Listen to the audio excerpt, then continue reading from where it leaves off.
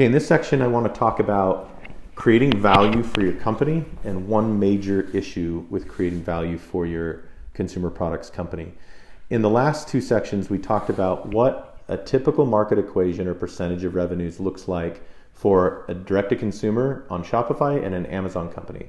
Now, the issue you have there is that if you're going to create the most value for your company or the highest exit multiple, you're going to want to be in a lot of channels. As many channels as you can sell in, that creates more value. And we'll talk about in the next section why that is. But suffice it to say, you're trying to go to multiple places, and there are issues with channels, and I call that channel conflict. So the first issue you've got is that when am I going to sell? Am I going to sell on direct-to-consumer first on Shopify, or am I going to sell on Amazon first? And there's some real conflicts there. So if I start on direct-to-consumer on my own website, it's easier to roll into Amazon and make that a secondary channel for you. If you start all on Amazon and you become kind of an Amazon company, getting into direct-to-consumer can be a little bit more of a challenge, and you need some professionals who know how to do that. If you have both of those, then you've got to deal with your company as one total company and realize that one of them probably will be driving the majority of your profit.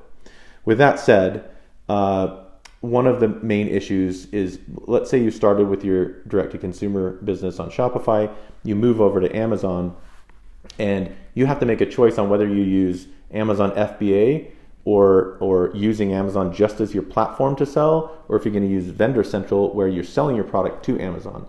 My suggestion is always go FBA, and there's reasons for that, but mostly that you don't have pricing conflict. You set your pricing both on your Shopify site and on your Amazon site. And so everything is congruent and working together.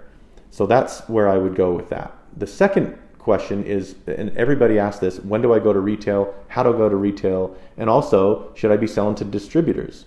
Here's the issue. If you're selling to distributors and even retailers, often they're going to jump on your Amazon site and they're going to start selling on your site, and then you don't have control over the promotions and the activity there. So as soon as you decide it's time to go to retail or to distributors, you have to set MAP pricing or minimum advertised price agreed by those people. And if you're selling to distributors, you have to have agreement with them that they will not sell on any of the platforms, including Amazon, Walmart, or otherwise. And so those are some of the key considerations in terms of getting out there, creating value for your company, and selling in multiple channels in your consumer products company that starts on e-commerce.